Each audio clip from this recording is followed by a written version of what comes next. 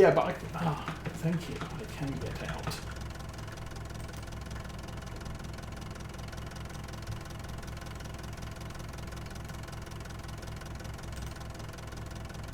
There now. That's how to drive. Okay, I'm getting out here. And pH is good. I think there are certain sections on this field where the pH is bad because there's too much of it, not because there's not enough. So I can't actually fix it. I just have to plant stuff and harvest it to reduce the pH over time. Anyway, we are where we need to be.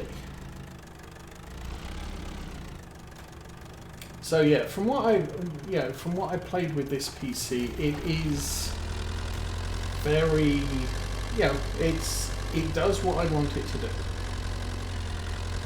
I'm probably going to want it to do more, but the 5600X 3D is probably not going to hamper any sort of current generation graphics card that I could go out and buy. Okay. Here. Oh, there's me. Good.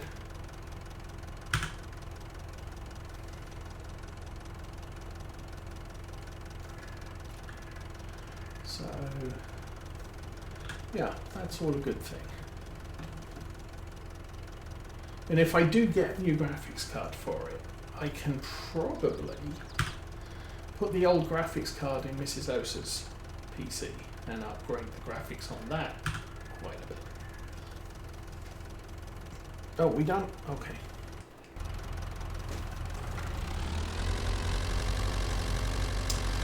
This will keep the seeds here. Because I'm not sure that a full tank is going to see us through this field.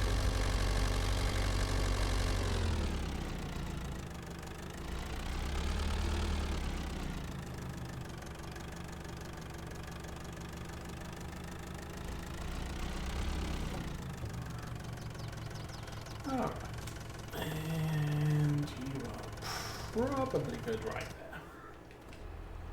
So back to the tractor, unfold that button there.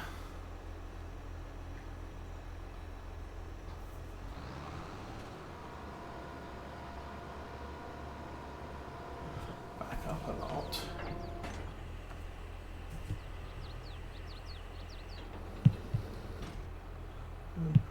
Yes, yes.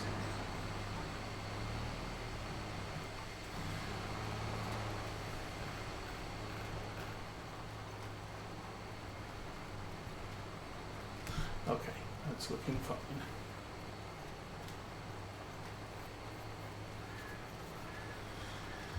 But also with the new monitor, I'm going to need a new wall bracket mount to put the. I'll be relocating. The old monitor goes to the side, and the new monitor goes where the old monitor currently is.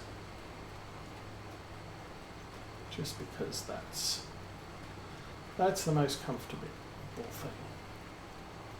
And I think Windows is smart enough now that the primary screen doesn't have to be the one on the left.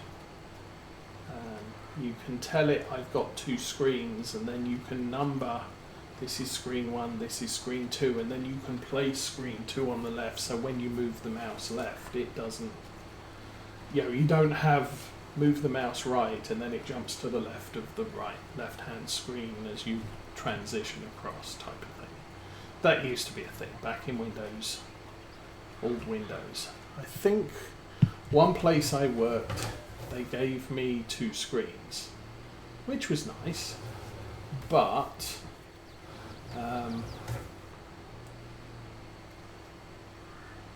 getting them defined so that the mouse moves smoothly across the screen area could be a pain in the butt because you've got your screens on the wrong way round. Yeah, of course I have.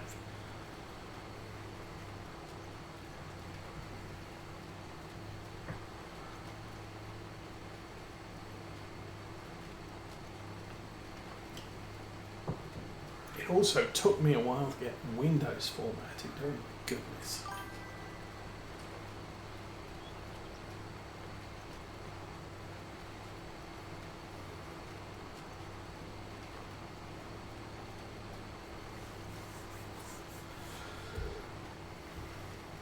So yeah, I've been watching. Generally, I've been watching Farmer Cop's reviews on what's coming up in Farm Sim 25. So we've had, good grief, I can't even remember what he's reviewed. But he's done a load of videos on, oh, this is how the new workers work, and this is how other new things work. And then via Virtual Farmer, I'll watch his fact sheets, because he tends to be fairly prompt introducing the fact sheets from on Fridays.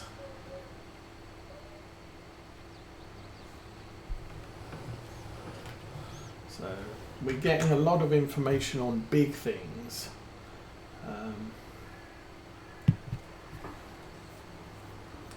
Now, one of my concerns is obviously we're getting a load of new crops with which have specialist harvests, so like sugar beets, potatoes, the onions, radishes, and what have you. They all use specialist harvesters, so, and they're darned expensive. So if you want to get into, if you wanted to start as a new farmer or farm manager mode, so you get $1 million, buy your ground, buy some sheds, and I want to be a sugar beet harvester, half the stuff, or half of your initial money is going to go to that harvester if you buy a self-propelled harvester, unless you're lucky enough to find it in a sale. Which makes the cost of entry into these more specialist crops quite prohibitive. Now, yeah, obviously one of the cheapest things you can do is hay and grass silage, because all you need is a tractor, a mower, a baler with a wrapper, and hey, you're set up. You can farm that forever.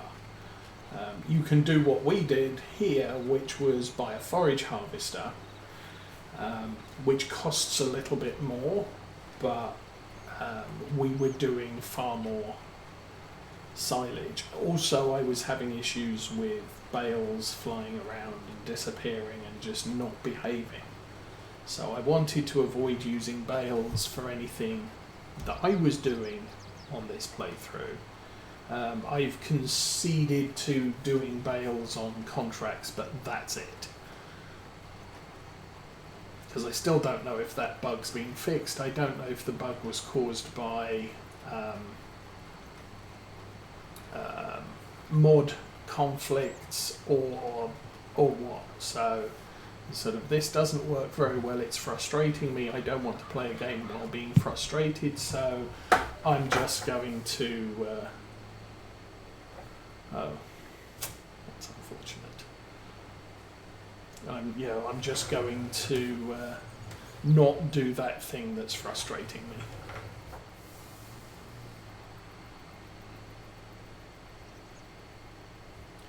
But yeah, the new crops, the only harvesters we've seen for the peas, the green beans and the spinach, I believe that's the 3 basic new crops, is self-propelled harvesters, which cost $500,000 each, which quite frankly is high entry level cost. Now,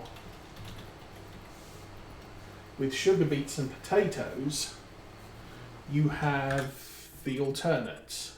So if we go to non-self-propelled, you have the topper and a potato harvester. And that's still expensive, 200,000 and 200 horsepower. You need a 200 horsepower tractor. That's about 350,000, but it's not 600,000. Now with sugar beets again, sugar beet technology, you're talking 500,000. Yeah, you could get a small one for 400, but you've still got to buy the header for that, or there's self-propelled ones. Sugar beet technology, 100,000. So sugar beets are quite reasonable to get into, and this is 185 horsepower, so it's a little bit less. But we haven't seen a harvest,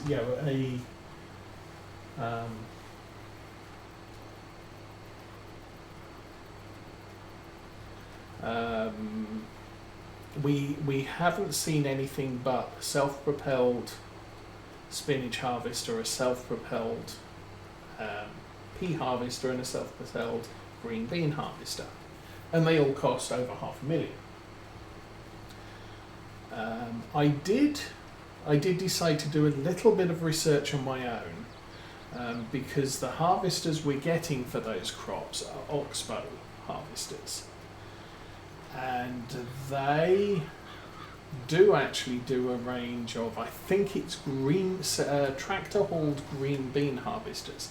They don't do pea harvesters, and they don't produce towed spinach harvesters, so that's still kind of a little bit of a problem.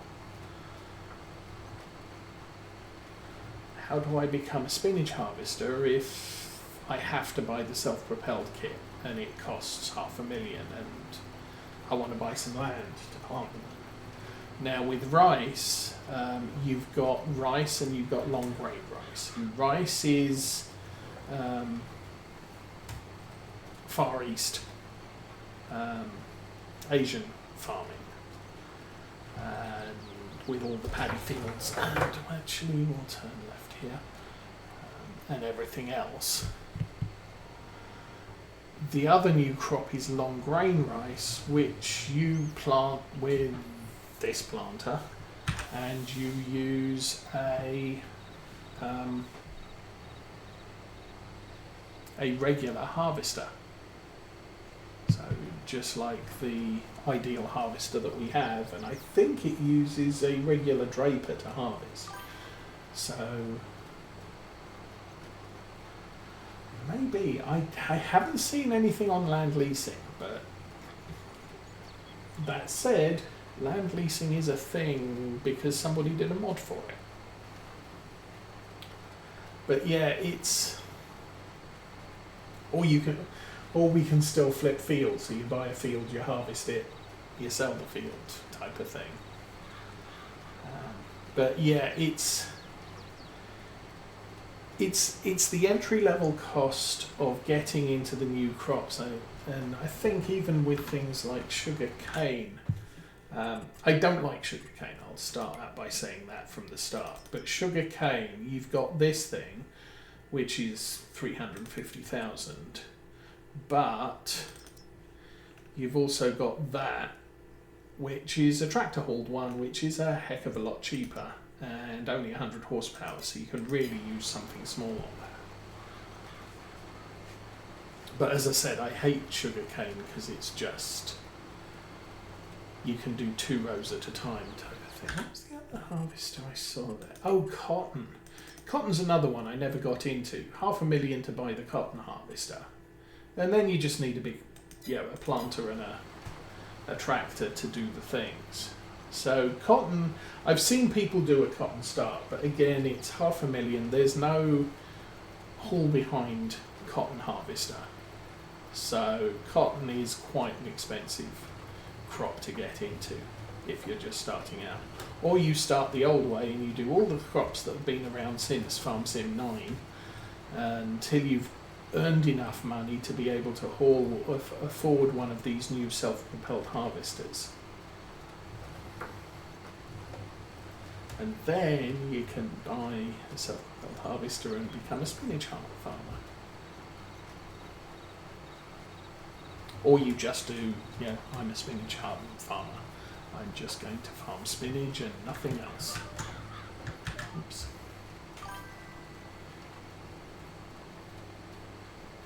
Yeah, and in part the problem with the cotton harvester is you have to complete the bale, and if you've got anything left over in the harvester, there's nothing you can do with it.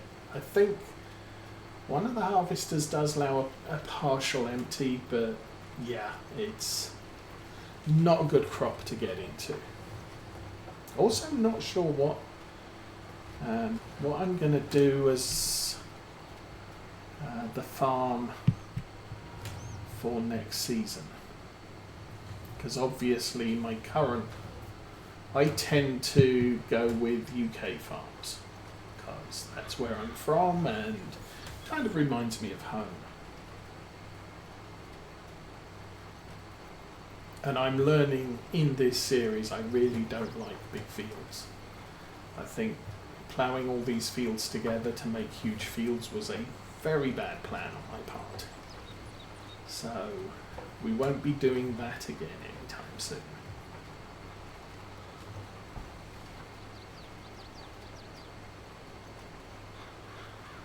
Tractors in there.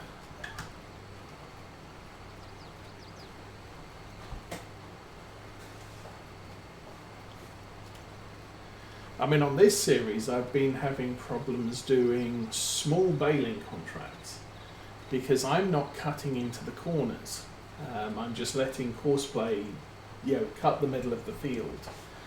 And I've been watching a Virtual Farmer series on Chipping Norton, and he's been noticing that you get a higher credit for doing the edges of the field than you do for doing the middle of the field. And as that's the case, that would explain why I'm having big trouble trying to complete a small field baling contract, because I'm not cutting right into those 90-degree corners, and it's difficult to get a baler into the corners anyway. So, that's actually an issue. Now, for big fields, it's not so much of an issue because the percentage of field that's in the corners is 2% rather than 10% credit.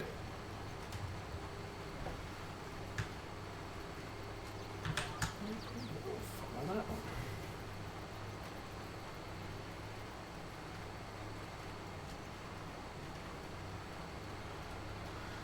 Planted the main part of this field, and the one thing that does concern me now is obviously the rain's coming at midday, and I don't know if I'm going to finish this by midday now. Guess we'll find out. But yeah, definitely looking forward to the new game. Obviously there's a fair step up in graphics. We've got weather effects, as they've given us tornadoes, so now I believe and deformable terrain, which was never something I sort of, we really need deformable terrain. I don't particularly care too much for it. However, it's one of those stick it on the nice to have as far as I'm concerned. It doesn't detract from my enjoyment of playing the game, but having it, okay, that's nice, but it looks like wet weather, your tractors are going to create more mud, going to get stuck in the mud.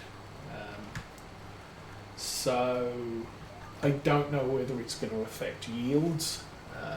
If you're driving, we've had vehicle waits for quite a while. So we know how much the tractor weighs, we know how much the weight on the front weighs, we know how much the seeder weighs, and but there is no impact when it comes down to compacting the soil and getting a poorer yield. That might be coming, I don't know. So there are the potential for some interesting new features because of what's being added into the game.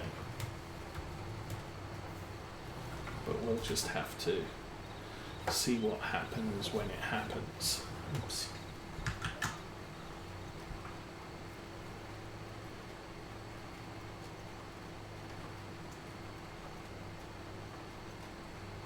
In all likelihood, I'll load up the American map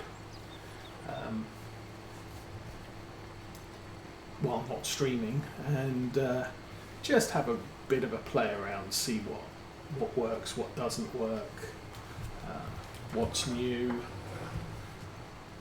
I usually do a bit of a test to see, okay, I know how much seed you need to plant a field of barley or oats or whatever.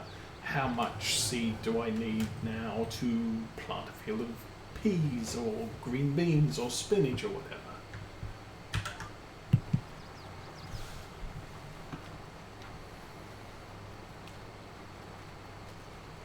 And then I create a little bit of a spreadsheet to say, yeah, I know that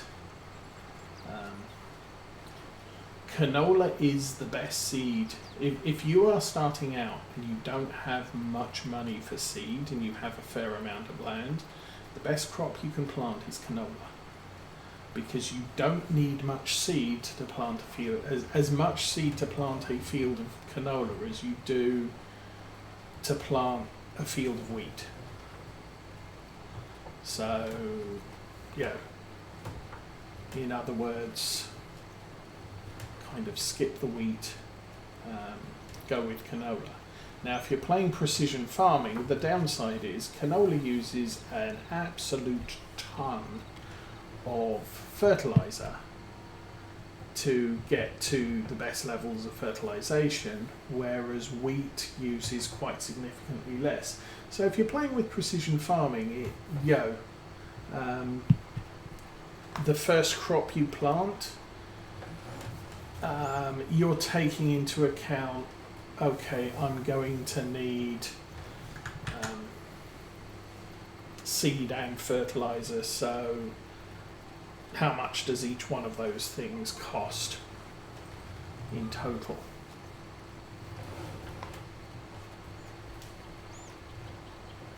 Now obviously once you've completed your first year, you've done your first harvest, and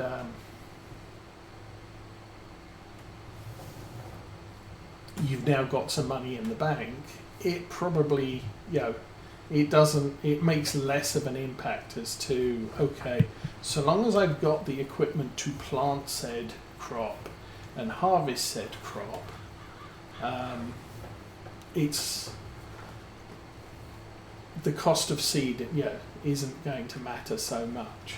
So if you're going to start off doing normal grain crops, then it doesn't matter if you plant canola, barley, oats, wheat, soybeans. They're all harvested with the same header. So you don't have to buy a new harvester, you don't have to buy a new header, just swapping between those crops. If you go for sunflowers and or corn, you're going to need a corn header or a helianthus header, in which case you don't have to buy a new harvester because you've already got the harvester for your cereals, but you do need a new header. But the new header is going to cost you a lot less than a new harvester does. But then if you decide, hey, I want to do sugar beets, okay, now you need a new harvester, you need a new you don't need a new planter, fortunately.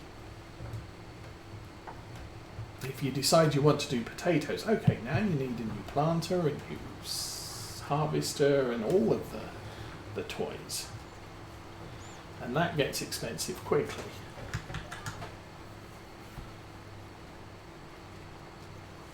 So you can plot your expansion costs and control it to a certain degree.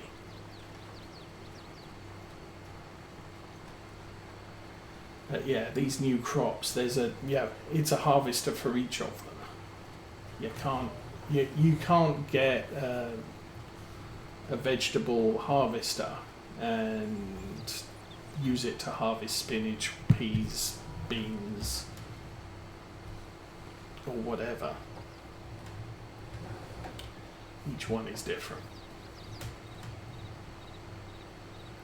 Just a little bit unfortunate.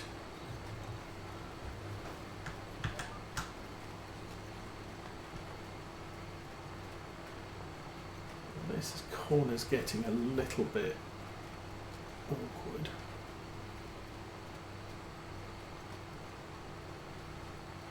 Oh, it's 11:30. I don't think I've got too much left to do though.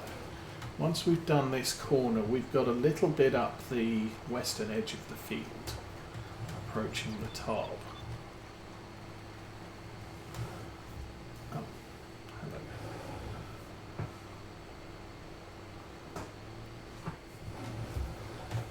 And I still have seed left, so another good thing.